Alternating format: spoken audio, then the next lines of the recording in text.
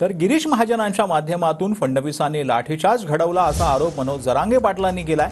देवेंद्र फडणवीसांनी सर्व समाजावर अन्याय केला असं मनोज जरांगे पाटील यांनी म्हटलं। आणि 1 वर्षात संपूर्ण राज्यात दौरे केले, 5 उपोषण केले। या सर्व 1 वर्षाचा आढावा आपण जरांगे पाटलांकडून घेणार आहोत। हा इमानदारीने लढा सुरू आहे, मॅनेज होत नाही। हा लढा कोणाला फुटत नाही, कोणाला भेट सुद्धा नाही, कोणाला घाबरत नाही। डगमगणारे मराठी आम्ही नाही आहेत। त्याच्यामुळे मराठा एकत्र होणं गरजेचं होतं। छत्र यांनी आपल्या छगन भुजबळनं किती खुटे ठोकून ठेवले असले सगळे उपटून फेकून दुसरे खुटे ठोकायची ताकद मराठ्यात। दादा 29 ऑगस्टला तुम्ही पैठणला सभा घेतली, 1 ऑगस्टला लाठीचार्ज झाला।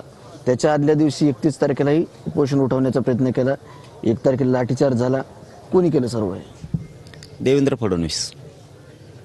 हे देवेंद्र फडणवीसने घडून आणलं सगळं गिरीश महाजनच्या माध्यमातून।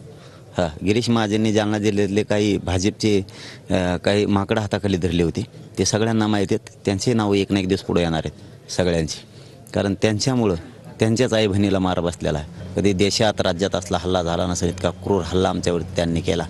इतकं घाण कृत्य या देशात कोणत्याच शाहीनं इथून मागं असणाऱ्या केलं नसेल इतकं घाण कृत्य ह्या देवेंद्र फडणवीसने केलेलं आहे। आणि सगळ्यांवरती याने अन्याय केलेला आहे, कोणाला सोडल्या नाही। याने धनगरांवरती अन्याय केला, आरक्षणाचं आंदोलन फोडून।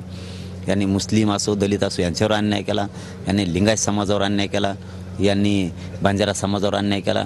यांनी समाजच सोडला नाही। भाजप संपणार तेव्हाच ते गप्प बसणार। कॅमेरामन पप्पूसह संजय सरवदे, TV9 मराठी, आंतरवाली सराठी, जालना।